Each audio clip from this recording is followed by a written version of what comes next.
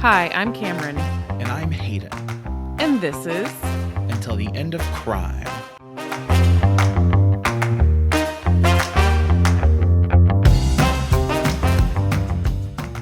Happy Pride Month, besties. Happy Pride. As the end of Pride Month draws nearer, are we at mid-Pride Month right now? Yes, this will come out on the 17th. Okay.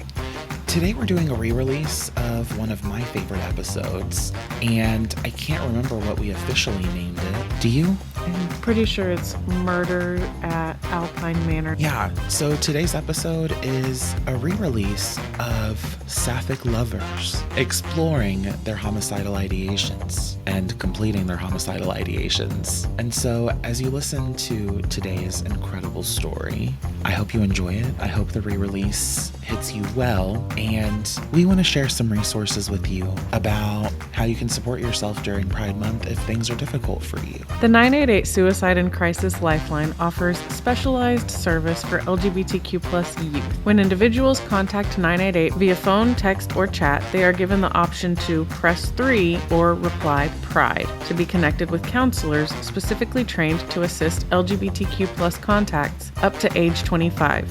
Organizations like the Trevor Project are key partners in providing these specialized services. And there has been a lot of confusion around 988, its services, what our current presidential administration might be doing to those services, and I do want to give you some clear information.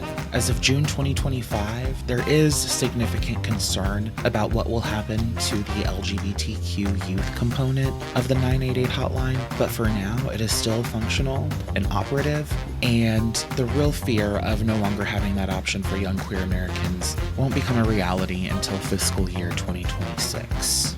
The 988 hotline, specifically its queer youth function, has served over 1.3 million young queer Americans since it began. In the instance that this important service does no longer exist at the end of 2025, beginning of 2026, the Trevor Project still has a crisis and support hotline that you can reach. You can call 866-488-7386, or you can text START to 678-678. You can also reach out to the LGBT National Hotline, and this is for queer Americans of any age. You can call 1-888-843-4564 or visit their website, lgbthotline.org. And then especially for our trans listeners, family members of trans Americans, you can reach out to Trans Lifeline at 1-877-565-8860. So listeners, enjoy this episode. Let us know what you think. Make sure you're following us at Instagram at End of Crime Pod on Instagram. Tell us what your favorite Pride crime story is. What is maybe it? I'll cover it next week.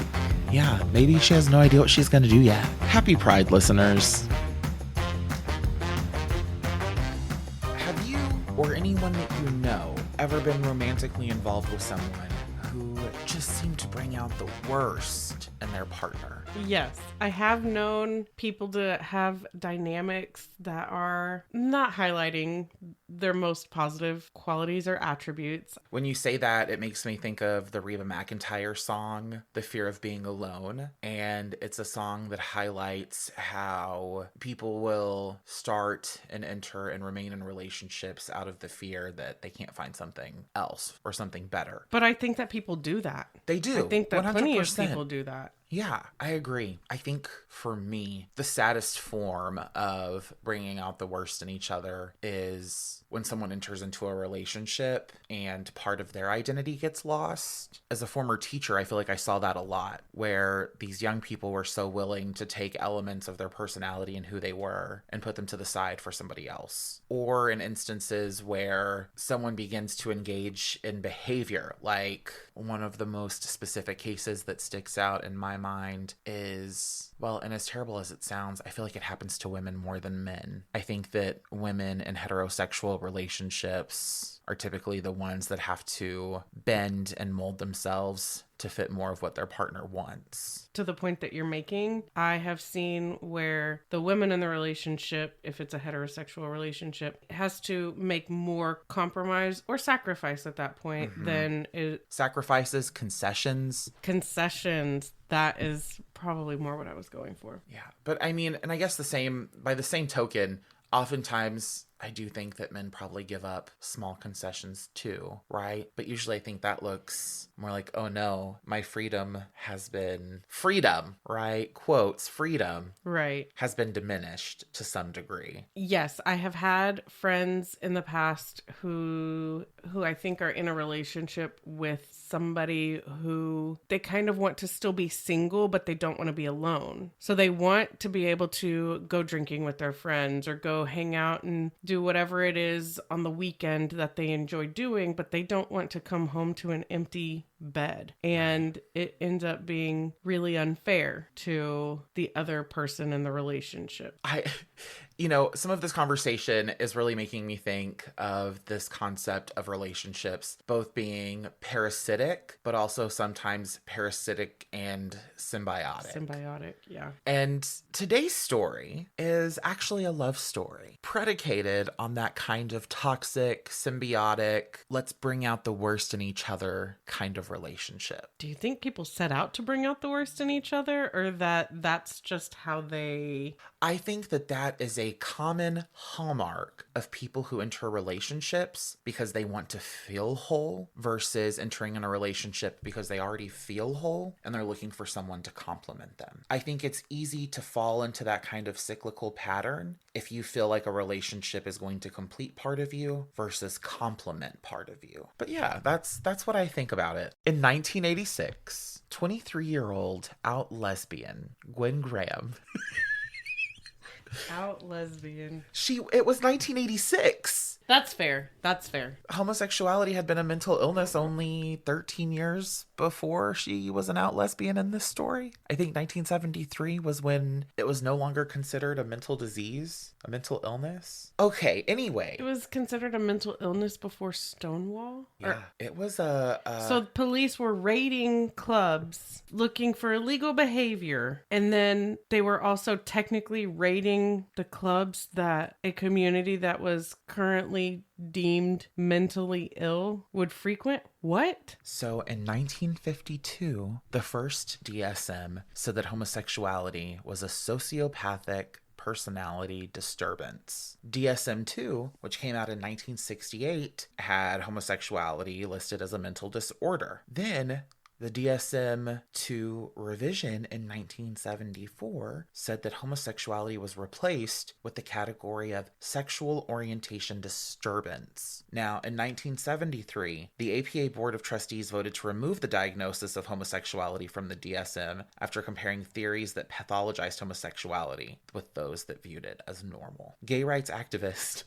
challenged the classification of homosexuality as a mental disorder during the gay liberation movement following the 1969 Stonewall riots. Some activists, like Ronald Gold, disrupted panels and gave speeches at APA conferences, calling out the APA for creating sickness where there was none. In 1987, the diagnosis was finally removed from the DSM altogether. So that sickness where there was none is kind of my point. If at that time this was in the psychology field, it was considered a quote unquote sickness, and the police were going to places and raiding venues that were catering to the sick. If that's really if that's the way that it was framed at the point, and that to me is, I mean, it was always awful, but that is even worse because or it just indicates that they knew all along that it wasn't a mental illness. Right, they just but disagreed with it. That makes it all worse. I know. Well, it's all it terrible. Better.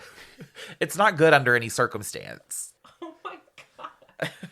I'm so mad. So, really, to contextualize this story, in 1986, when Gwen Graham was an out lesbian, she was an out lesbian while it was still considered to be a mental illness by the DSM. However, anyways. Moving on.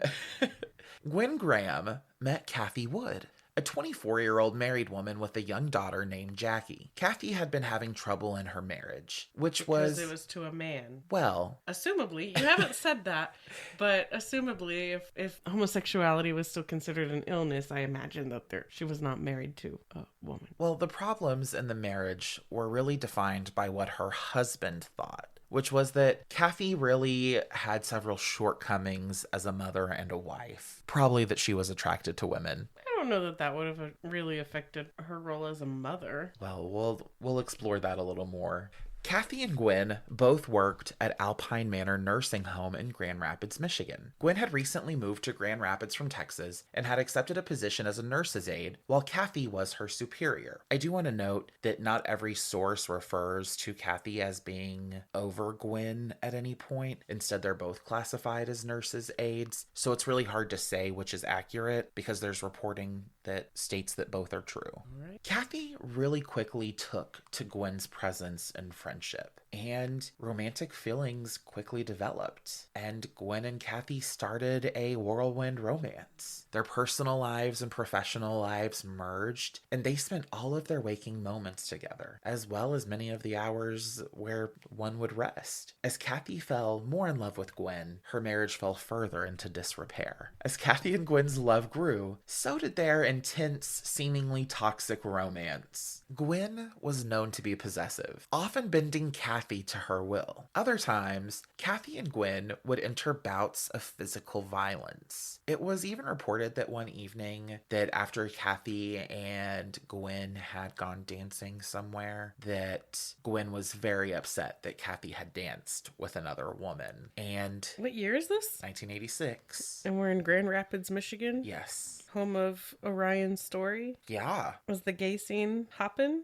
in Grand Rapids, Michigan? And they did have a gay bar that seemed to have business. Drag queens? I have no idea. We can only hope. So that night when they got home, Gwen grabbed Cathy by the hair after striking her repeatedly and drug her by her hair into their bedroom. Other reports indicate that Cathy had a habit of intentionally egging Gwen on. Now, there is no excuse for any kind of domestic violence, but I do think from everything I've read that Cathy and Gwen never had a healthy relationship dynamic. Their dysfunction fed each other's dysfunction. Yeah. Ultimately, though, the two women greatly enjoyed bonding and spending time together. Did I miss her leaving her husband? She did leave her husband. Did I zone out? Did you say that? No. Okay. I said it led to the further dissolution of their marriage. Right. But I didn't explicitly say she had left her husband. Okay. And to be honest, I don't know if she had fully left her husband, because he's going to come back and play a role later that leads me to believe that they weren't divorced. Yeah, they were probably still married, but she did not stay in the home. Right. He plays an interesting part in this story and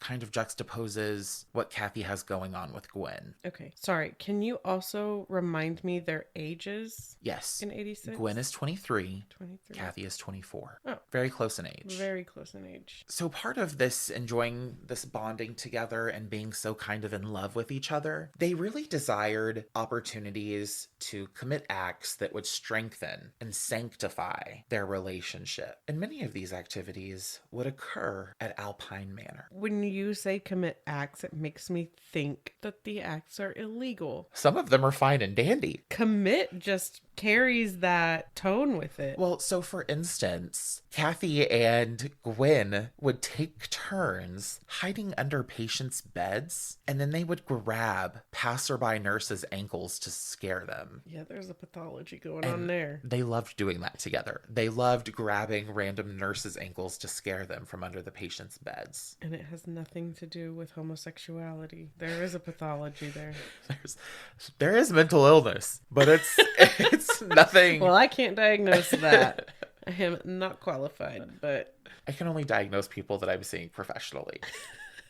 But I can diagnose, but only with people I see. I want to shift gears a little bit and kind of take you through a quick conversation about care options for the elderly or for older people. So in today's world, Is this an ad?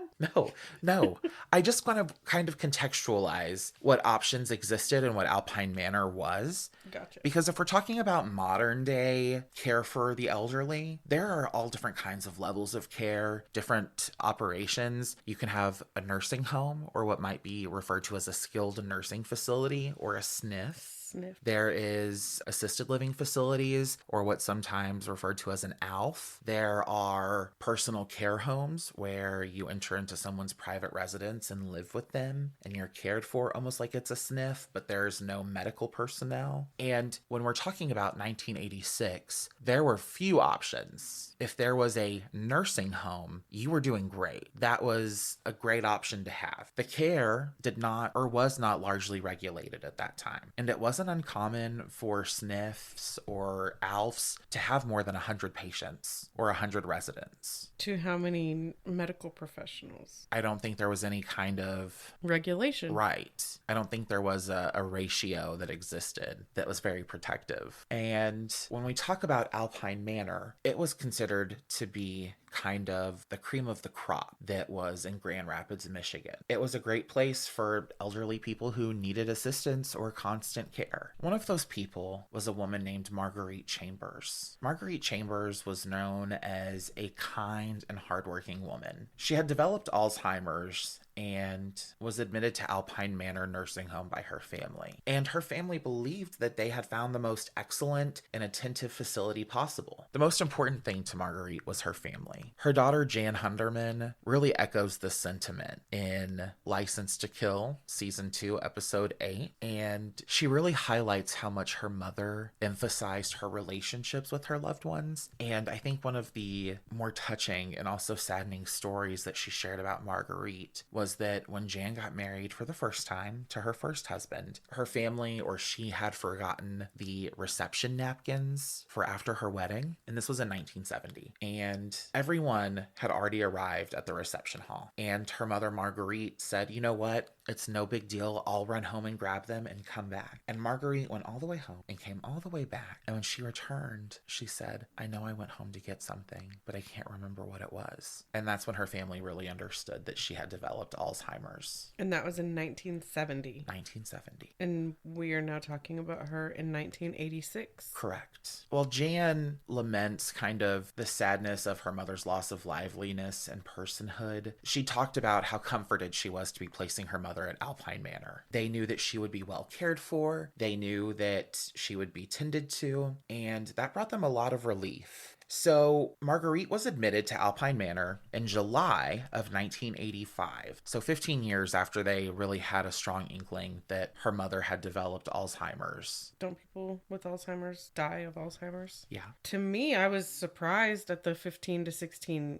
years. How quickly does that? So disease progression can vary wildly. And it also, dementia and Alzheimer's is a form of dementia, and sometimes that comes on as a later diagnosis. Also, people can see signs of particular forms of dementia years and years and years before the disease manifests so strongly that action has to be taken or that a person can no longer care for themselves. Okay. You can, symptoms sometimes present themselves 20 years before the disease is to a point that action has to be taken. That's concerning. I think about it every time I can't think of a word. Mm-hmm. Every time you walk into a room and don't remember what you were going in there for. When your brain just resets. Like yesterday when I went to leave to go host a baby shower, and I had remembered that I needed something from the kitchen bar area, but I couldn't remember what it was until I got out to my car and realized that it was my purse with my car keys. Yeah.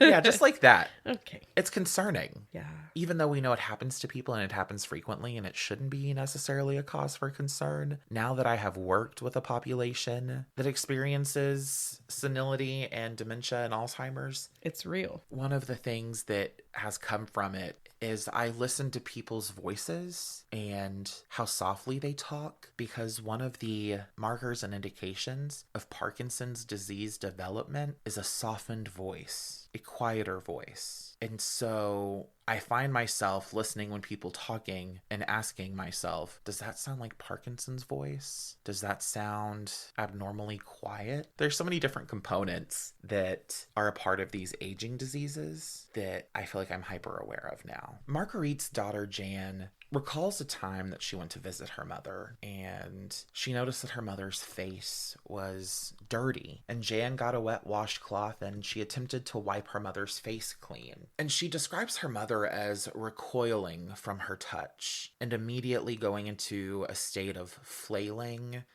and being really, really distressed, and her eyes had widened. She could tell that her mother was just incredibly frightened of what was happening. And Jan did find this really concerning. She went to the administrators of Alpine Manor and tried to find out, why is my mother so scared to have someone touch her face? And the administrators didn't present Jan with any kind of substantial or helpful answers, just a reassurance that her mother's hygiene and cleanliness would be taken care of. Even though she's indicating that she's probably experienced some sort of violence or very aggressive handling of Very her. aggressive face washing. Yeah, well, physical contact. Right. Well, and that's the complicated part when we talk about someone with advanced Alzheimer's, because what is the reaction to? Is it just to that stimulus at all? What are they imagining? To what level of dementedness are they experiencing? And so I think that for me personally, I would feel terrible. I would be concerned, but I also would probably justify it to myself by saying, well, my mother has advanced Alzheimer's. Roughly 12 to 18 months after this incident, Marguerite did pass. Typical old age and Alzheimer's. Nothing of concern. Then, on October 7th, 1988, retired detective, well, he wasn't retired at the time, but now he's retired. Yeah. Tom Freeman. That's his hobby. He's retired, but he just comes in to investigate. Well, at this point, there was nothing to investigate. To detect. So Tom Freeman, this detective for the Walker Police Department, met with Ken Wood, the spouse of Cathy Wood. He was very upset. He claimed that his now ex-wife, Cathy Wood, had come to him and shared that she was involved in a series of homicides at Alpine Manor and that she didn't know what to do. Probably not be involved in homicides? Is that an option? Was that on the table? Too late. What really struck Detective Freeman was how preposterous this sounded. The story of Cathy Wood having been involved in homicides at a nursing home. And where you assume that people are protected and cared for, and who would ever harm the elderly or those with disabilities? But what also struck Detective Freeman, stay tuned, was the sincerity that Ken portrayed when he explained his concerns. Kenwood would also go on to explain that he and Cathy shared a daughter together, but that Cathy had never displayed any type of motherly instincts or skills. And ultimately, that lack of motherly instinct was what drove them to divorce. I don't know what role her lesbianism played in their divorce, but Ken points to the fact that Cathy just didn't know how to be a mom. Ken also shared with Detective Freeman that Cathy had suffered from various emotional problems. And when Detective Freeman heard this, he also developed another level of skepticism. How could he trust a report from or an ex-husband of a woman with known mental problems about something as serious as homicide at a nursing home? Well, I think that you hear about homicide and then you investigate that because regardless of the circumstances surrounding it or surrounding the source of the information, we probably investigate homicide. It's a report of homicide. Right. Well, of a population that needs protecting. Detective Freeman didn't believe it. He didn't believe it, and neither did his partner, Detective Roger Kaliniak, who is now also a former detective of the Walker Police Department. And what Roger Kaliniak asked himself, and what he asked Detective Freeman, who would kill disabled people? I would like to know the answer to that question.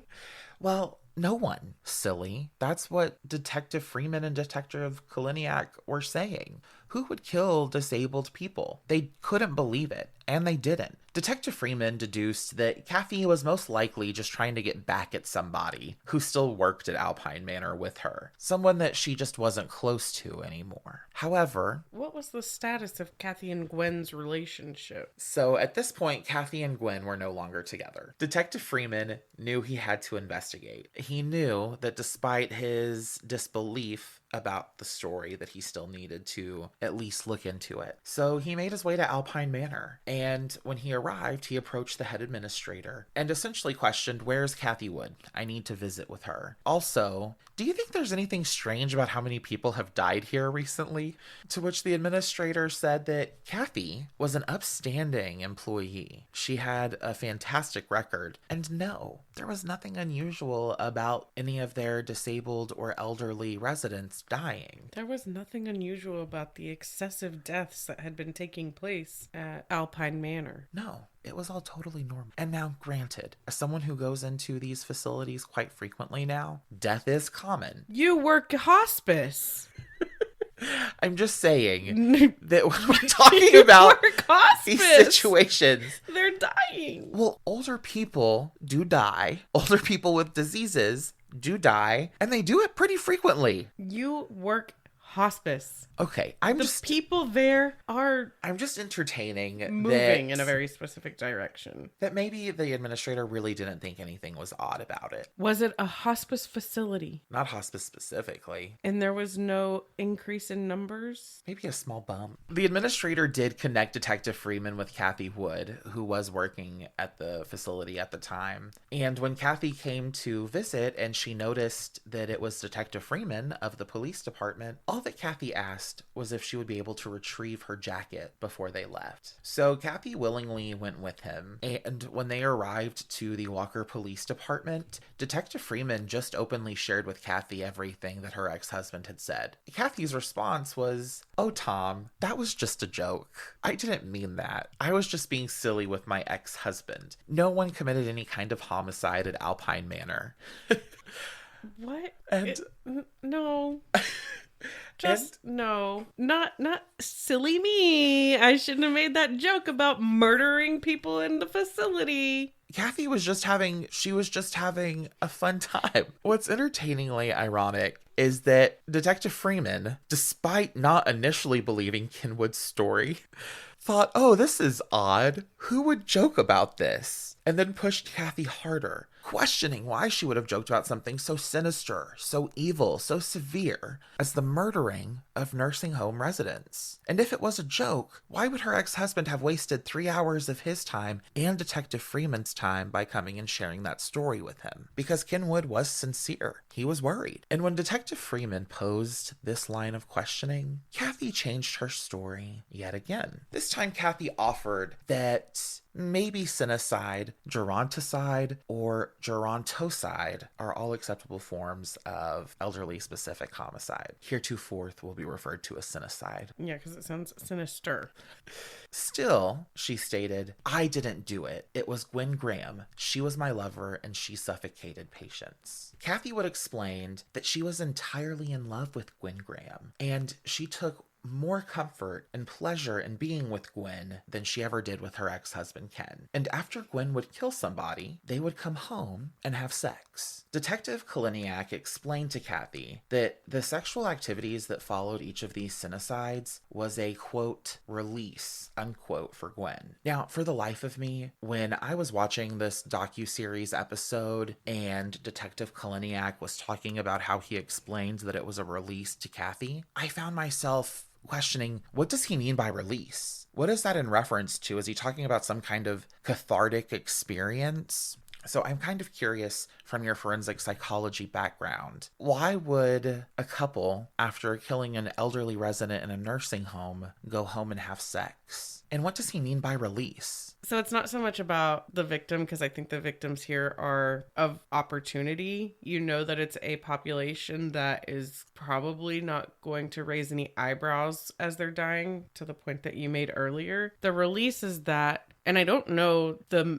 the method of killing, but obviously the act of taking somebody else's life is a power play of sorts. And very often, I think, in the brain, that type of power dynamic creates this high. And so when you're in that heightened state of, I imagine there's adrenaline that goes into it. There's this almost this like God complex that is at play. Murder and sexual arousal very often go hand in hand, I think, because of the areas of the brain that are triggered during those acts. Well, professionals on the internet really agree with a lot of your assessment. The idea is that power and control are really appealing to people with certain personality traits or certain personality disturbances, as well as that psychosexual gratification. What areas of their brain lights up when they take a life being entangled with their arousal system? And I think that there is also an element of Cathy and Gwen's relationship. And of course, we've only scratched the surface, but we know that it's believed that Gwen at this point was very possessive. You mentioned that Cathy would egg Gwen on. Mm-hmm. Well, I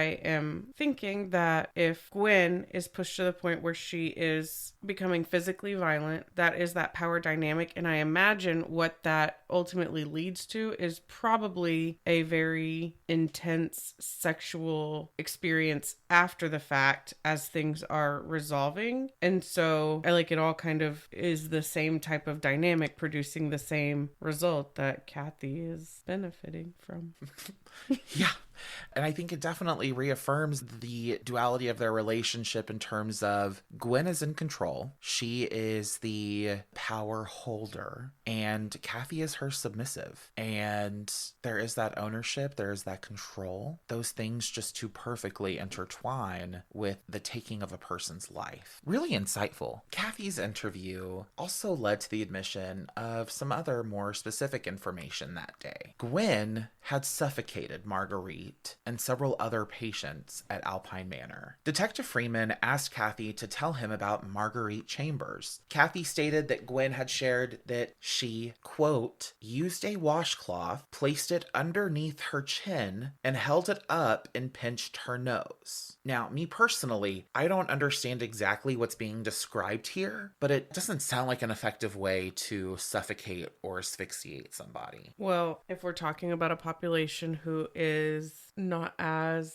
strong as they used to be, and I think that if you walk into a nursing home, and you can probably speak to this more than me, but it is not uncommon to see the residents of the nursing home with their mouths open. And so the placing of the washcloth is, one, you're creating a barrier and it's not direct contact. It also probably, if somebody were to walk by, looks less suspicious. It almost looks like you may be wiping her face. Mm-hmm. But you're talking about people who are not able to fight back. And so the closing of the nostrils, you're preventing them from being able to breathe. And they don't have the same physical strength to defend themselves against this action, even though it does seem very casual and not very aggressive. I think so I totally agree with everything you just said, minus the part about my personal experience. But I do know that it's common for people with Alzheimer's disease or dementia to develop dysphagia, where they're not able to swallow and they do lose control of some of those motor functions that are those finer skills. So that does absolutely make sense. I guess for me, when I think about committing a crime like murder, which I mean, I don't think about committing murder. That's a lie, but continue. But if I were talking about in this context, it just feels like such an ineffective way to do it. Like if I was going to kill somebody, I would want to do it quickly. And so for me, this idea, it's such a juxtaposition. I'm going to gingerly place this washcloth under your chin and use it to pick up your chin and then hold your nose. It just feels like too passive. You are in control of this person's life. There is probably nothing more intense that you could exert control over than to take the life of somebody else. Right. So regardless of how non-violent the crime may seem, that's probably also detective's point. What's his name? Detective Freeman or Detective Kaliniak. Detective Kaliniak is who I believe you said was trying to explain to Cathy the release, the sexual Oh, yes, release. that was Detective Kaliniak. That's where the physical part is coming into play. That is the release, because you're saying that you would want it to be quick. Obviously, there are quicker ways, but there are more suspicious ways if it's quick. Right. And so I think that the going home and the celebrating or the engaging in a sexual act to, I guess, commemorate the murder that you just committed. Yeah. I don't know. I don't really want to ascribe a lot of positive language to that, but right. But from their perspective, that's what it would be. Not that it's a celebration, but that might be how I guess Gwen Graham felt. Yeah. Also, the first time that Gwen killed Marguerite was unsuccessful. She came back an hour later and she was alive. She thought she had killed her. So she held a washcloth to her face and the daughter came and did the washcloth thing. Well, and I discuss it later, but Cathy admits at a later time that's something, well, Cathy never admits that she did those acts, but that Gwen would kind of go around and suffocate them just for fun, but not kill them. Yeah, that makes sense. So I guess if we're talking about that power dynamic, there's probably something incredibly gratifying about almost killing somebody and then deciding that they get to live. Oh, yeah. Cathy Wood said that she knew all of these things because Gwen had told her, not because she had witnessed them. She also shared that she was totally in love with Gwen and that she would do anything that Gwen would tell her to. Cathy had married young, and she had been unhappy for most of it. She met Gwen while compiling notes on patients and again reiterated that they fell in love quickly. But Cathy, again, still true to her initial statement, said that she had nothing to do with the actual murdering of the patients, and that's why she and Gwen had broken up. Cathy stated that Gwen had met a new girlfriend, Heather, and they had moved to Tyler, Texas together. Gwen love-bombed the shit out of Cathy. Yeah, seemingly. Mm-hmm. After Cathy confessed to Gwen's act of killing Marguerite Chambers, she began to elaborate and share about several of the other sinicides. During this time of confession, Cathy maintained she had nothing to do with the murders, that she simply knew about them. Cathy also voiced that she wanted to be removed from this narrative as much as possible, as she had not taken part in the killing of these elderly patients. Cathy is really doing a lot of work to try and avoid being fingered for this crime. Detective Freeman's intuition was now leading him to believe Cathy, at least as far as the murder of all of these residents of Alpine Manor. He briefly excused himself from his office to go and speak with his captain, who responded, "This whole thing's full of bullshit. You're wasting your time. Why are you still entertaining this?" And unfortunately, Detective Freeman didn't have enough evidence to arrest Cathy, which he felt would be necessary to get her to share more, and to share more honestly. Detective Freeman knew that he was going to need to prioritize finding real concrete evidence that could be used to make an arrest. And that following day, Detective Freeman contacted Alpine Manor again. They informed him that Cathy Wood had been fired, and Detective Freeman was at least somewhat relaxed because he knew that Gwen Graham was in Texas, and he knew that Cathy was no longer working at Alpine Manor. So he had some comfort in knowing that there was no one murdering at Alpine Manor for at least the time being. Right, but where was Gwen murdering?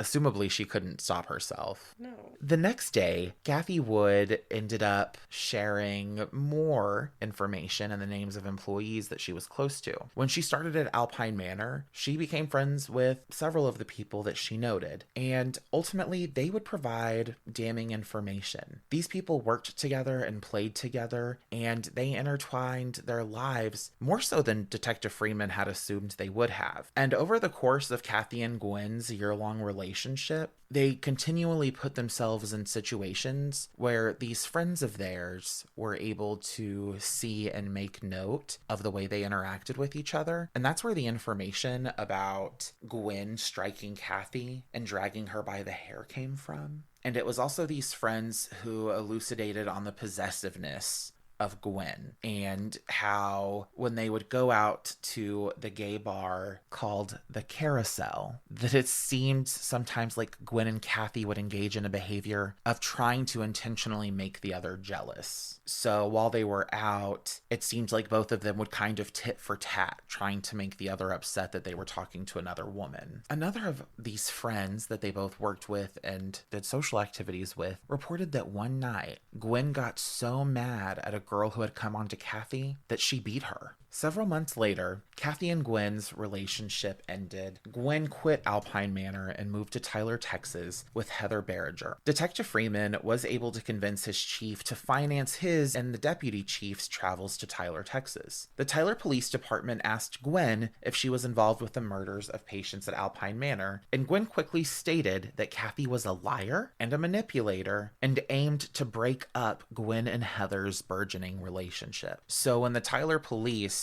made their efforts to kind of initially question Gwen, that was her immediate response. I didn't kill anybody, and Cathy has made all of this up to punish me, which I think is an odd response to someone asking if you've murdered somebody. It is. It also is just ironic that, I mean, it's one of those things where she's pointing the finger at Cathy, but all of the other ones are pointing back at herself. Like, oh, she's a liar and a manipulator, and she's just saying all the things that she is. Right. Gwen was so confident in herself and her answers that she immediately agreed to a polygraph on the spot. And when she was questioned about Marguerite Chambers' death, Gwen responded that she had nothing to do with it. The results came out inconclusive. Detective Freeman had not found any solid evidence, and he was kind of back to this place of understanding there was very little that he could do. I mean, polygraphs are crap. They are. They're garbage. But, I know. You know, what were the feelings around them in the 1980s? Because if we're talking about tools and their usefulness and their credibility, were they considered to be credible in the 1980s? I'm pretty sure they were never admissible in court, but I think that police departments did put a lot of stock into them still. Immediately following Detective Freeman questioning and helping administer this polygraph to Gwen, her girlfriend at the time, Heather, showed up. And as soon as she saw Gwen, she immediately went to her knees and placed her head on Gwen's lap. Detective Freeman describes it as being this very odd and almost controlling scene where Gwen comforts Heather by saying, "I love you, my little puppy. Don't worry, I love you." And Heather just continued to keep her head in Gwen's lap while she was sobbing. Detective Freeman immediately considered the prospect that Gwen was domineering and controlling. Gwen had to be released, though. There was no alternative. There was no evidence. And when Detective Freeman arrived back to the Walker Police Department after his seemingly fruitless trip to Texas, his chief encouraged him to drop the case once again. So at this point, after things didn't go anywhere with Gwen, he had another superior encouraging him to drop the case. I want to switch back and talk about another resident of Alpine Manor. Mae Mason was a mother and a grandmother. Stephanie Scruggs, her granddaughter, speaks really lovingly about Mae, and she describes how Mae Mason was brilliant despite growing up poor and without any kind of high-quality education. Mae never graduated from high school, but she always had a deep and sincere love of the fine arts. And Mae would actually take her granddaughter to the Grand Rapids Civic Theater. Mae would work there as an usher, or sometimes she would run the candy counter. And Stephanie and her sister got to spend a lot of time backstage, watching the actors taking part. And Stephanie and her sister would actually paint scenery. For Stephanie, she admits that her grandmother Mae really did a lot of her raising. John Ingman, who is Stephanie, details that her Nana, or Mae, began to have experiences that could be attributed to her Alzheimer's. Stephanie recounts a time when Mae had tried to dry her underwear in the oven, and it led to a fire in the oven that began to spread, and fortunately they were able to put it out. But it was at this time that Stephanie really pushed her mother and father to do something about Mae's safety, and that's when they made the choice to place her grandmother at Alpine Manor. One of the things that Stephanie says that her and her family really discussed heavily was that any place with any kind of supervision has to be better, or had to be better than May living on her own, potentially lighting her house on fire and dying that way. Yeah, assuming that you don't have anybody on the staff there that is murdering people. 100%. That makes a big difference. John Ingman, May Mason's son-in-law and also Stephanie's father, said that the perception that he and his family gathered of Alpine Manor was that it was clean and nice, and that the staff was very personable. They saw no kind of issues. When May was first admitted, she was highly cognizant of where she was, and physically she was very healthy. But over time, her mental and cognitive state declined, and they noticed that May became jumpy and that she began to experience extreme paranoia. And in fact, Stephanie recounts a time when her Nana said to her, "Someone is trying to kill me," and then later in that same visit, "Please don't make me stay here. I'm scared to be here." However, when Stephanie spoke to the staff at Alpine Manor, they normalized the experiences that May was having. A year into living at Alpine Manor, Stephanie and her family had already accepted that to be the truth, that her Alzheimer's disease led to her developing this extreme paranoia, these thoughts and memories of being harmed, these fears of being harmed. And to be fair, those diseases can lead to increased paranoia. Right. They can lead to increased fear. However, I'm sure you can already guess that's not the case with May Mason. Yeah, there was also some weird spike in the residents of Alpine Manor developing this paranoia, I imagine. A collective paranoia. Somehow since Gwen started working there, and then it dropped off substantially after she moved to Tyler, Texas. Maybe there was some kind of wild hallucinogen in the facility at the time. Correlation does not equal causation, though. I did learn that in stats class. A little over a year into living at Alpine Manor, Stephanie and her family received word that May had died peacefully in her sleep. And while the family found it odd and confusing that May had passed, although she had recently gotten an outstanding bill of physical health, still found some kind of relief and joy in the fact that May was healthy and whole again in the next life and free of dementia, of the disease that had plagued her. Now, just to contextualize, May's death occurred roughly a month after Marguerite's death did. So Marguerite died, and then a little over a month later, May died. On October 13th, 1988, when Detective Freeman returned from Tyler, Texas, he again reached out to Cathy Wood to see if she would agree to a polygraph. They love polygraphs in this case. Absolutely. Detective Freeman noted that Cathy made great efforts to separate herself from Gwen Graham, and during the polygraph, she denied ever having worked as a lookout for Gwen while she was committing the murder of Marguerite Chambers. Cathy... A lookout is crazy. She was a lookout? She denied ever being a lookout. She was never a lookout. But where did that come from? You can't... That's like... I didn't steal the cookies from the cookie jar. Who said anything about Cookies? Stolen cookies? Interestingly enough, Cathy failed this polygraph attempt, and the polygraph operator, who is named as just Pete, shared that not only had Cathy failed her polygraph, but he believed that Cathy was making up the entire story. Again, another professional telling Detective Freeman that he was wasting his time. At this point, even Detective Roger Kaliniak believed that they had hit a dead end. He hypothesized that Cathy intended to get Gwen in trouble, have her brought back to Michigan, and then when the stakes were at their highest, she would admit up that she made the entire story to get back at Gwen. I don't know what Cathy had in her secret sauce that everyone wanted to believe that she was innocent and making this up. It's so wild that she's sitting here confessing on behalf of Gwen and herself and saying these murders did happen. I did know about them. And everyone's like, no, this is made up. It's easier to believe that she is making this up as some sort of woman scorned than to think about the reality of people in a nursing home being murdered and being abused because of how susceptible they are to it. It is easier for them to believe that than to believe that the nurses, who I'm sure that they think of as angels working with these people, would actually be harming them. It is easier to digest that than to believe that what Cathy is saying is true. Yeah, I agree with that assessment. I also wonder if, to any degree... And you have a lot of them.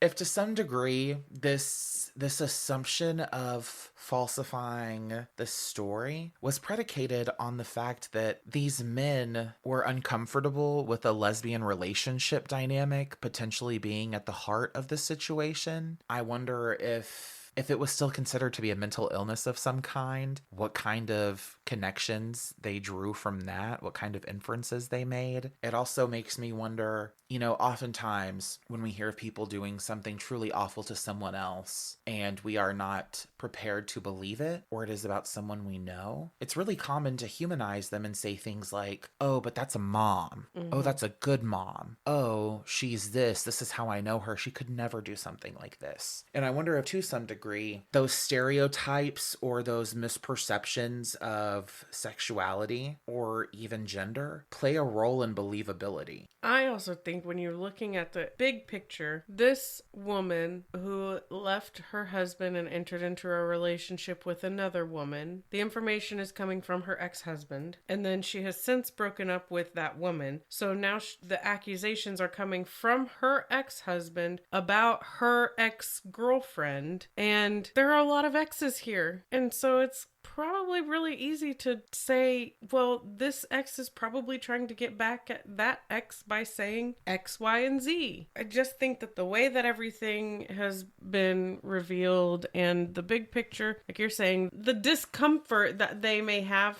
with a lesbian couple, these women who, how could they possibly not want me? All of that. There are a lot of moving parts in this case that might lend them to be able to kind of sweep these things under the rug and pretend like that's not the case, and it's easier to digest. You're having to do a lot of mental gymnastics to digest it, but it is easier to digest. Yeah. Than to accept that these women who have been in charge of the care of this vulnerable population could bring harm on said vulnerable population. This is related, although a little more tangential. But I think in the process of interviewing Gwen Graham or being face to face with her, she would have been a figure in the 1980s that straight cisgender men might not understand or even necessarily know how to operate with, because she was more masculine. Mm-hmm. She was mulleted up.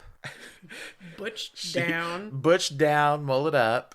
And she had a real toughness about her. And people who are indoctrinated and investigated and invested in roles of gender performance and dynamic, I think would have a hard time taking a woman who would likely push back as much as Gwen Graham would. Detective Freeman decided that he'd had enough of Cathy's foolishness and half-truths and quote unquote mind games. He placed the ball in her court. Told you it was a lot of mental gymnastics. And he told Cathy that when she was ready to come back and be honest about her involvement and provide some type of evidence or credible information, that he would speak with her, but that he would do nothing until then. Detective Freeman even notes that he felt like he was playing a game with Cathy. This feels stupid. And that she'd be back. I want you to understand that after I wrote that paragraph, I wrote down, and what the fuck, what a crazy choice. Because what you're saying is, you're telling me that people were murdered, but you're not giving me enough for me to go off of. So until you can come to me with actual evidence of these murders that you would also be charged with, the murders didn't happen. Yeah, exactly. That is insanity. It is a big WTF. When I heard him explain that himself, I was like, what are you bragging about right now? What are you talking about? Yeah, he got her. And he got her right where he wanted her. Well, and I guess to his credit, convoluted mess. 3 days later, Cathy called Detective Freeman again, and she told him that she was ready to tell the full truth. So, Cathy came down to the Walker Police Department and provided a taped confession, and once again completed a polygraph. This time, this is her third polygraph. She This taped her time, own confession? she provided a taped confession. I'm sure she did it while she was there. This time, Cathy passed her polygraph. She shared, and this is word for word, we talked about killing people in the nursing home. She talked about Marguerite Chamber, Mae Mason, and others. And Cathy remembered that Marguerite was the most vivid instance of murder. She actually watched Gwen suffocate her. And she also shared that they agreed to start with the patient whose name began with an M. Cathy further explained that the nursing home kept a logbook, a record of every patient who was discharged, either due to death or hospitalization. And her and Gwen had decided that they wanted the book to spell out M-U-R-D-E-R, or murder, using the first initial of each patient's first name. The U? Oh. How many fucking U's are there? Sorry. There is one. Of course there is. That's what gave him the idea. On January 18th, 1987, Marguerite Chambers' name was added to that logbook. On February 10th, 1987, Ursula Bedford's name was added to that book. The next would be Ruth Burns, murdered on February 16th, 1987. Fortunately, the two were not successful in spelling out murder. Cathy shared that part of the reason they set out to kill these typically defenseless patients is so that, open quote, we could never be separated from each other. She, in reference to Gwen, liked that because we'd have something on each other forever, and it was something that would bind us together forever. That doesn't sound like Gwen at all. And then Cathy laughs and says, oh God, it's silly, but that's what it is. Close quote. Something about her laughing in the middle of this taped confession about why they decided to murder these people together really aggravated my soul. Because for so much of it, I feel like Cathy is trying to portray or convey that she is upset about this, that she is miserable over it, that she's filled with regret and remorse. But I don't know how you laugh at something like that. Have you never laughed at a funeral? Sure. That's the same thing to me. You're in a situation that is way outside the norm. It's uncomfortable. It is ridiculous. I mean, there is a level of ridiculousness to it. It doesn't feel real. I can imagine it does not feel real. The fact that you've even been an accomplice in any of these murders doesn't feel real. And so I can see laughing in the same way that you would laugh at a funeral. Sure, but I think for someone, and I understand what you're saying, we laugh in moments of discomfort. That's human nature. That's part of processing. But what I think is really abnormal about it is she began this entire sequence of events by sharing with her ex-husband about what happened. And then when she was immediately questioned about it, she wanted to distance herself as much from the situation as possible. And then at the next instance of being interviewed, she wanted to distance herself as much as possible. For sure. And I think for someone who was so apparently and obviously trying to avoid as much punishment as possible, to avoid as much responsibility as possible, I feel like there would have been some level of moderation of, I shouldn't laugh while I'm sharing details about why we killed people. So I don't know. I understand what you're saying. I still hate it. Right, but she's also been sitting with this information before she brings it to her ex-husband. Right. For if the first murder was January 1987, she's been carrying this for nearly 2 years. Mm-hmm. And probably been replaying these moments of being in an interrogation room or being found out for this. And so I can see laughing because of how bizarre the whole thing feels. Even because she also has probably spent the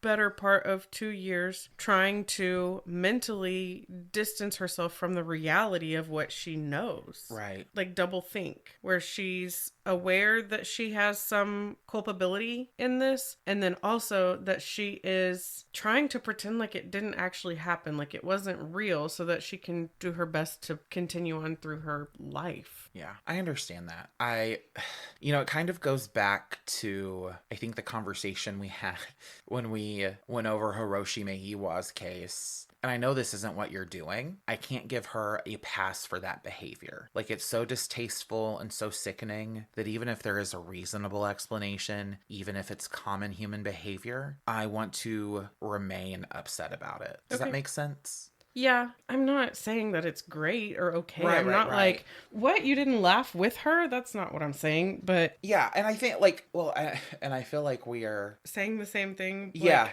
just dancing which, around it. yeah, which is just that I understand her having that reaction. I don't like that she had it. Yeah. Which is what you just said. Or that you understand people not liking that she had that reaction. Right. So, I don't think she liked that she had that reaction, you know? God, I hope not, but we'll see. We'll see. Stay tuned for the thrilling conclusion of whether or not Cathy would. During Cathy's polygraph, she also shared that Gwen wanted to kill many of the people that she and Cathy worked with. I want to point out that if any listener is finding Cathy's behavior and sentiments to be a little odd, you can find copies of her literal video footage of her making these admissions. She then said, quote, "We'd go around and we'd hold people's noses and their mouth. I feel awful," close quote. She also shared that she and Gwen killed 5 people. Cathy's confession transcript was handed over to Detective Roger Kaliniak, and he shared that now they had a solid case. Detective Kaliniak moved to have the bodies exhumed, or the victims' bodies exhumed, as they needed physical evidence. How many overall victims were there, or that we know of? 5. 5 that we know for sure. Okay, this is a detail when that I say for sure, none of it is for sure, but I'll get to that. When they began the process of trying to exhume these bodies, they did learn that of the 5 murders that Cathy confessed to, only 2 of them had been buried. The other 3 had been cremated. Marguerite Chambers was one, and Edith Cook was the other. So those were the 2 that had been buried. On December 2nd, 1988, 2 years to the day that Marguerite Chambers had been buried, the police approached Jan Hunderman and Marguerite's family and shared that Cathy Wood had confessed to helping to murder her mother, Marguerite. Detective Kaliniak explained that they needed to exhume her body. One of the saddest moments in this entire documentary episode was when Jan laments and becomes emotional about how her mother had already been tortured, and now through exhumation she would be tortured again. Disinterring her mother from her grave was a difficult decision, but ultimately Jan did decide to allow the authorities to exhume her body. Dr. Stephen Cole, the forensic pathologist who worked on this case, explained that his job was to look for something that could clearly explain the victim's death and might be compelling enough to rule out suffocation. So he was hoping to rule out suffocation. There was no definitive proof of natural disease, and there was no clear determinant that could indicate that suffocation was the cause of death. So essentially, from my understanding of Dr. Cole's assessment, is when that body was exhumed, when they reviewed Marguerite Chambers' body and Edith Cook's bodies, there were no obvious signs of some kind of natural event that caused them to die, but there was also no evidence of suffocation or asphyxiation. So both of the things that they were hoping to find to make some kind of decision weren't available to them. This was also an interesting fact that I learned while watching this docuseries, which is that medical examiners across the nation have the authority to change the legal cause of a person's cause of death, even if only due to circumstantial evidence. So since Cathy Wood said that she personally witnessed the suffocation of the patients, Dr. Cole was empowered to alter the cause of death, and ultimately he did so. He changed their causes of death from natural to homicide, specifically to asphyxiation by suffocation. Detective Freeman knew that the media would blow this story up as soon as they got wind, and sure enough, they did. John Ingman, Mae Mason's son-in-law, found out that his mother-in-law had been murdered when reporters showed up at his door asking how he felt about learning that his mother-in-law had been murdered. So I can't stop thinking about them wanting the record book to reflect the word murder. Mm-hmm. But we have Marguerite and we have May, and they only got to E. Mm-hmm. So what happened? I don't know. Were they spelling murmur? I don't know. I have no idea. I don't know what happened other than maybe their excitement got ahead of them. I was thinking in the beginning, which obviously is not the case, but if she liked to play that little game where she suffocated them for fun but not for murder, I kind of thought that the first one wasn't intentional homicide. I mean, it's awful anyway to even suffocate them. Like, that is horrible. But I just kind of assumed that the first one was not done intentionally. It was just like this haha little game that we like to play, and then oops, they died. Well, and I think you're pointing to this kind of inconsistency that other reporters and analysts have suggested, which is, sure, Cathy confessed to the murdering of 5 people. That doesn't mean that there weren't other murderers or instances of murder that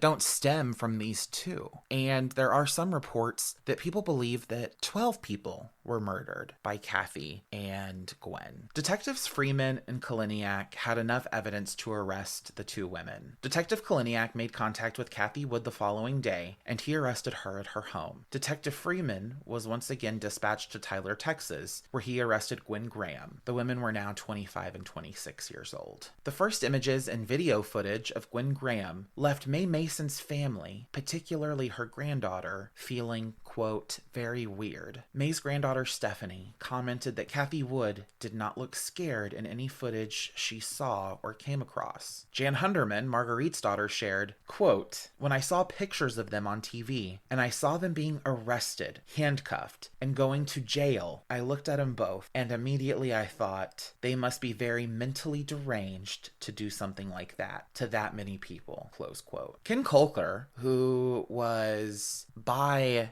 and large the greatest reporter on everything related to this case at the time, reported that people in the Grand Rapids area and the surrounding area were transfixed by this case. It was all that anyone could talk about. One of the things that he points to is that the captivation seemed to stem from, A, crimes like this just didn't happen very often, and it was kind of sick and novel at the same time. And B, he said that people got really hung up on the fact that it was done by lesbians, and there was so little experience with most people and their experience with lesbians. And Detective Freeman, he states that lesbianism played no part in their investigation, that it mattered none to them. I personally have a bit of a difficult time believing that, but by the same token, I understand that sentiment, what he's trying to convey. On September 11th, 1989, at the Kent County Courthouse, Cathy Wood was offered a plea deal so long as she testified against Gwen Graham. Jan Hunderman and Stephanie Scruggs, the surviving relatives of Marguerite and Mae, shared a lot about their emotional journeys throughout this time period, and Detective Kaliniak also shares that the prosecution's case was very iffy at the beginning of the trial. All they really had was Cathy Wood's statement and her testimony against Gwen Graham, and things didn't look great for the prosecution. It did not look like they would be able to prove beyond a reasonable doubt that this crime had been committed in the way that Cathy described. However, towards the middle of the trial, Heather Barriger, the lover that Gwen took following her breakup with Cathy, was called forward and provided testimony. While Heather requested not to be recorded,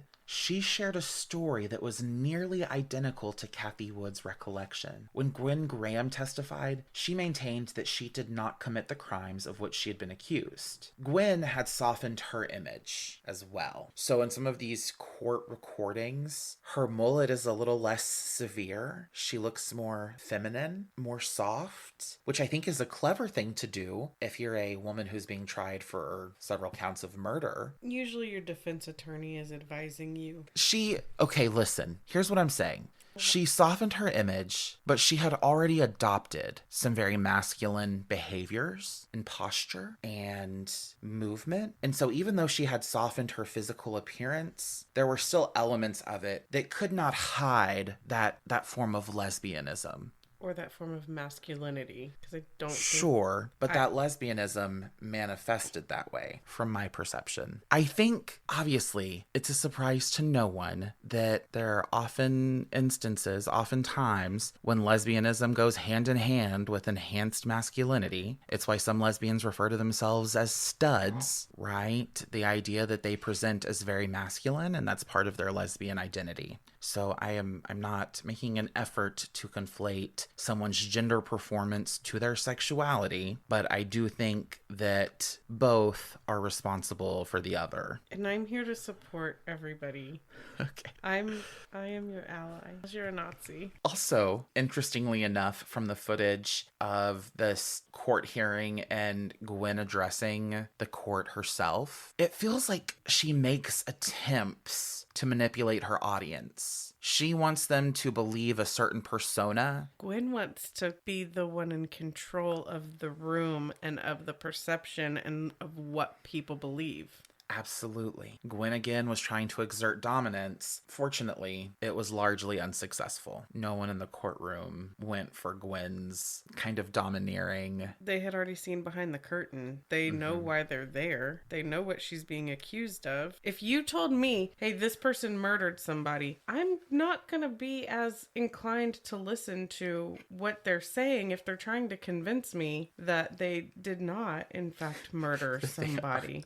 That they are not a murder. Right. The jury returned with their verdict. Gwen was convicted on 5 different counts: premeditated murder and conspiracy to commit murder for different victims. Gwen was sentenced to life in prison. 3 weeks later, the details of Cathy's plea deal became public. Cathy was given no less than 20 years in prison, but no more than 40 years in prison, with an option of parole starting at 20 years. In October of 2018, Cathy was paroled early for having exhibited good behavior. A notice was sent to the family members of each victim. Stephanie Scruggs prepared herself to face Cathy once again, 29 years after her first trial. Jan Hunderman's heart sank and was really overcome by this early release and how she felt slighted, how she felt that her mother had been slighted. And one of the things that Jan herself says is she just had 9 years left to go, kind of pointing out She had 11. this is literally what she said. Okay, well.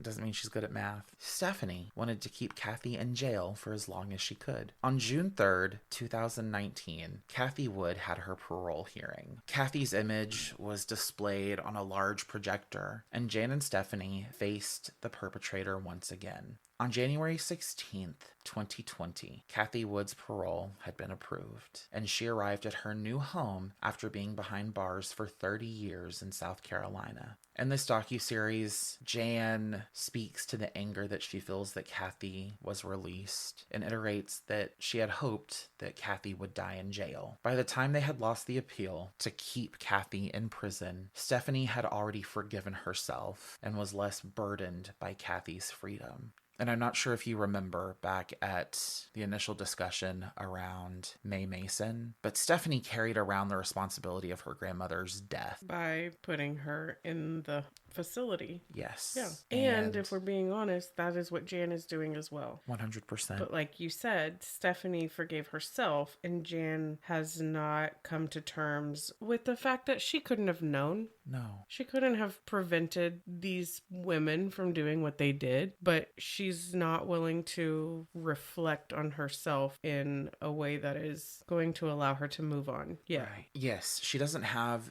either the emotional skill set or knowledge to free herself of that responsibility through self-examination. Jan Hunderman and Stephanie Scruggs aren't the only people close to the case who believe that Cathy Wood should be punished. Gwen Graham. I was going to say, Gwen's big mad that she wasn't able to control Cathy into not saying anything. Gwen Graham. Oh, Gwenny.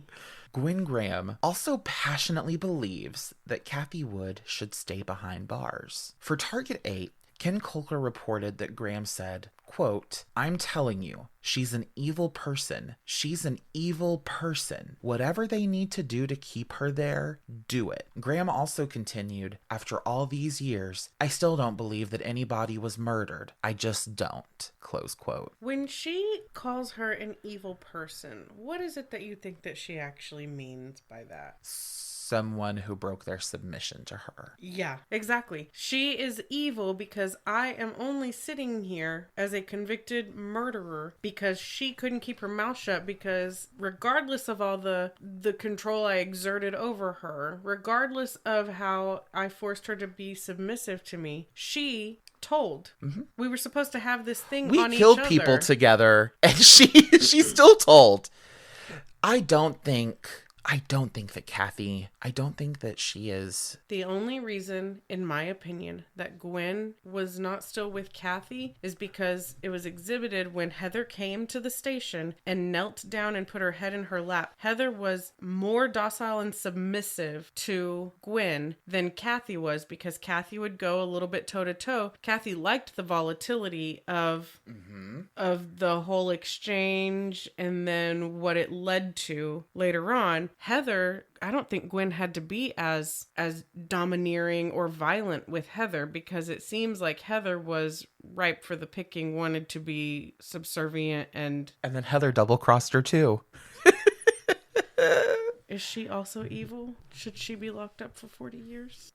How did Heather double-cross her? Remind me. She's the one who offered the additional testimony that ultimately ended up saving the case. She came in and provided that Gwen had shared all the same details that Cathy had to her. Graham also intimates that she was a target for being an open lesbian in the 1980s. She argues that Cathy Wood intended to punish her after she cheated on her and left her for another woman. Quote, I never understood how just cheating on her, that she would go so way out of proportion to do this to me, close quote. Ken Kolker, that original journalist who worked this case, reported that Cathy Wood, at the age of 57, had been released, that the conditions of her parole included that she would not be able to return to West Michigan as a resident. However, this stipulation was only temporary. For now, Cathy lives with her sister in Fort Mill, South Carolina, a city of 17,000 people right outside of Charlotte, North Carolina. Ultimately, Wood and Graham killed at least 5 patients and maybe as many as 12. Though the Michigan Parole Board had denied Wood's release 8 times before finally putting her parole through, the MPB believed that Cathy Wood was lacking in remorse and that she could still be a danger to others. Again, in Ken Kolker's reporting, he revealed that Detective Kaliniak believes that Cathy was the mastermind behind these crimes. I believe that Cathy Wood was the mastermind. She was the one that was pulling strings on Gwendolyn Graham. He then also went on to say, Gwendolyn Graham handled the dirty work, and Cathy Wood was the brains behind it. You researched the case. What do you think? I would say, based on the way that you wrote the case, that you don't think that that is what happened, but it could be. I think, and I was kind of trying to say it earlier, and then I stopped, which is I don't think that Cathy Wood is scrutinized as closely as she should be. Mm-hmm. I don't think that at the time anyone was interested in investigating Cathy Wood's contribution more. I think they just wanted to arrest someone for the crimes. I think they wanted to charge somebody with the crimes. And I think someone like Gwen Graham, who was maybe more brash, more physically and different than other women in that time period, someone who presented as a masculine lesbian without choice. I don't think she knew how to even soften those traits of this kind of lesbian masculinity. I think she was an easy target. I think if you want a jury to convict somebody in the 1980s, you pick someone who's easiest to other, and that was Gwen Graham. Cathy Wood was a mother. She had come forward and confessed and provided the evidence to make the arrest. And so I also think that she got a sweet plea deal. It could have been sweeter, for sure. 20 to 40 years is not nothing. But I don't think that Cathy Wood gets as much blame as she should. Okay. Graham was ultimately convicted of first-degree murder in the deaths of Mae Mason, aged 79, Edith Cook, aged 98, Marguerite Chambers, aged 60, Myrtle Luce, aged 95, and Bella Burkhard, 74. The victims all suffered from dementia or Alzheimer's disease. Wood pleaded to second-degree murder and Marguerite Chambers' death, and then was consequently given her sentence of 20 to 40 years. Kaliniak and Freeman remain at odds in terms of how they interpret Wood's involvement. While Kaliniak thinks that Wood should serve life in prison, something that was never an option though, and believes that she is a threat to the public at large, his former partner, Detective Freeman, believes that Wood has earned her freedom. That was his direct quote. In exchange for her testimony against Graham, and offer that without Wood's cooperation, Gwen Graham would still be free today. In 2020, the South Carolina Parole Board offered that Wood's parole would keep her from caring for vulnerable populations, such as the elderly, children, and other vulnerable adults. However, these terms of Cathy Wood's parole expired in June of 2021. That brings us to current day. Cathy Wood remains to live in existence under the radar. Gwen Graham remains in prison. And Redditors and other web sleuths still form and share their opinions on this case today. There's just a couple I've wanted to share, which the first kind of skeptical Reddit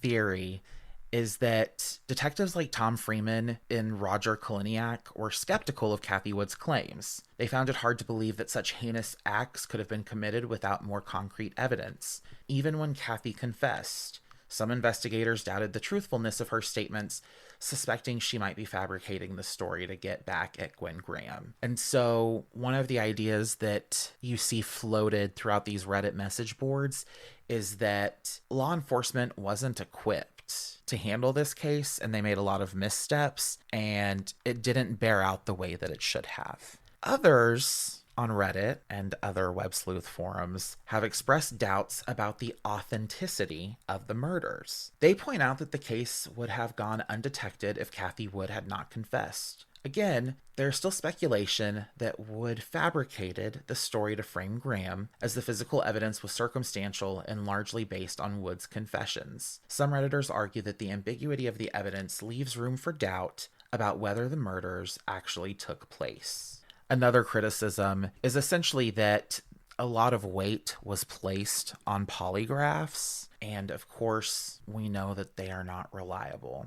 And that's the case of Cathy Wood and Gwen Graham. It is interesting to me that there are people who think that there were not murders. Which it seems to me like that is very unlikely, almost impossible to be the actual case, because who was it? Wasn't it Marguerite who had just gotten the clean bill of health, or was that May?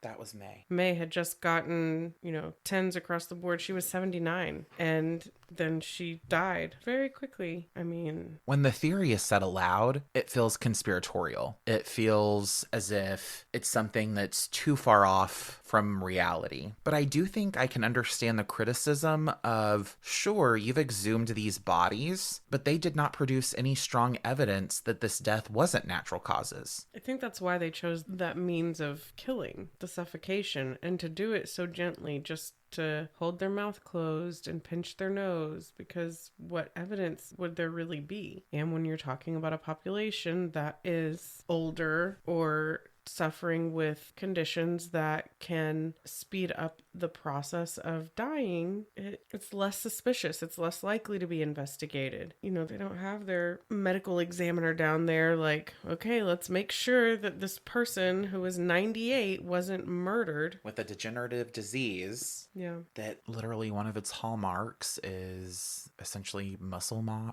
memory loss, the inability to swallow. It could have been the perfect crime. It could have been. Seems like people think it also could have been the perfect revenge, although I don't know how it'd be perfect if you got 20 to 40 years, but... Imagine how much you'd have to hate somebody. You're hoping that you're in the same prison.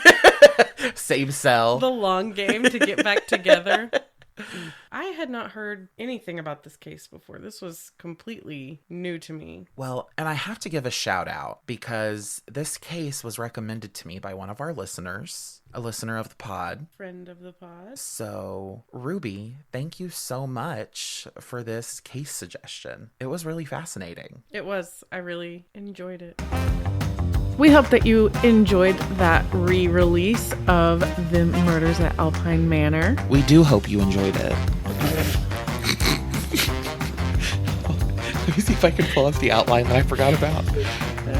It's my line anyway, but... Oh, so why did you look at me like that? I didn't look at you at all. I was looking at the outline. A complete list of sources and any links can be found in the show notes. Why can't I find the outline? Oh, because it's labeled podcast template, not outline. Okay. And that's all we've got for this episode.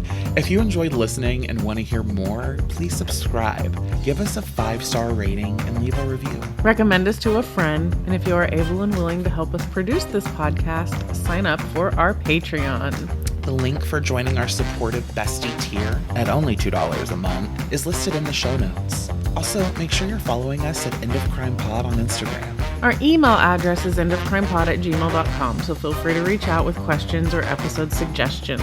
Thank you for still listening to us. Until the next crime.